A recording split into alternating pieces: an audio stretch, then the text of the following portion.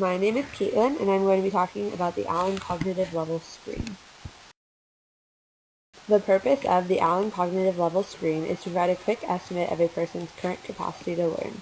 It is also a visuomotor task that provides an estimate of a person's ability to do other visuomotor tasks. Overall, the purpose is to evaluate the individual's functional cognition. The Allen Cognitive Level Screen incorporates many aspects of the occupational therapy practice framework. It addresses client factors, including mental functions such as attention, memory, and a higher level cognition, and global mental functions of consciousness, orientation, and temperament and personality. The ACLS also addresses the sensory function of vision, hearing, and touch. There are also many performance skills that are evaluated, including aligns, grips, manipulates, flows, paces, handles, sequences, and notices/responds. The ACLS is performed by having the individual perform 3 leather lacing tasks. The objects used for this task include a pre-punched rectangle lacing tool, a blunt sewing needle, and a 15-inch leather lace. The social demands of this task are all physical. The need for good lighting, minimal distraction, and chairs for the individual and administrator. When it comes to sequencing and timing, this task relies heavily on proper sequencing to complete, but timing is not relevant because the individual may take as much time as he or she needs. The required actions and skills needed for this task are the ability to follow directions and pay attention in order to complete the task.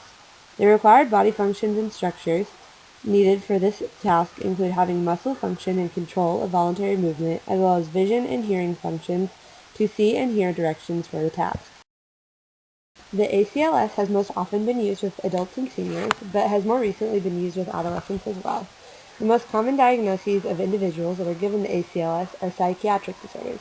Many of the articles about the ACLS that I read had individuals with schizophrenia. Other common diagnoses are dementia, global cognitive challenges, traumatic brain injury, and cerebrovascular accident or a stroke. The clinical utility of the ACLS is excellent because the instructions provided in the manual were clear, concise, comprehensive, and easily available.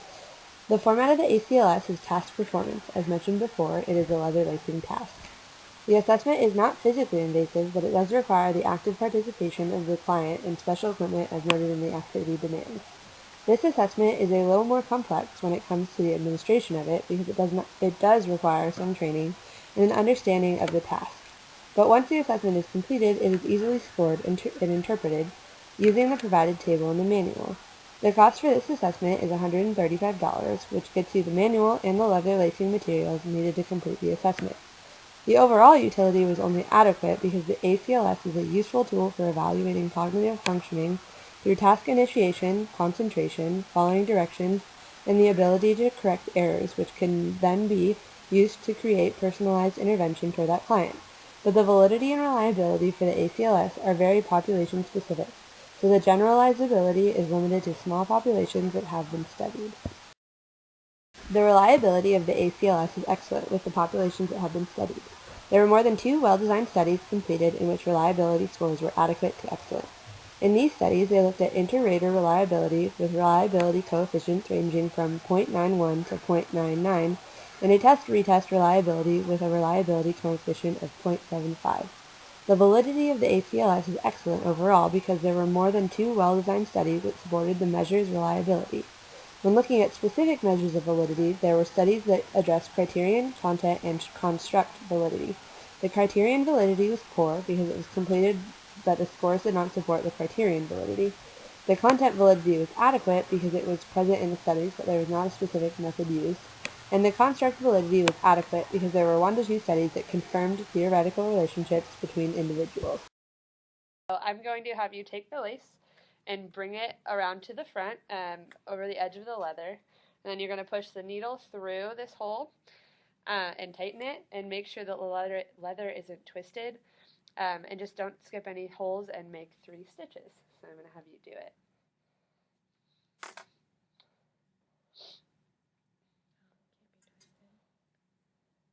You kind of have to untwist it as it's going. And that's supposed to give that feedback.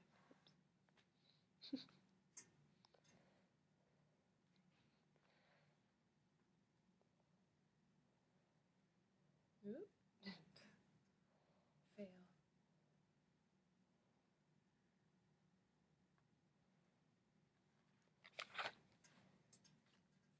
Awesome. Thank you.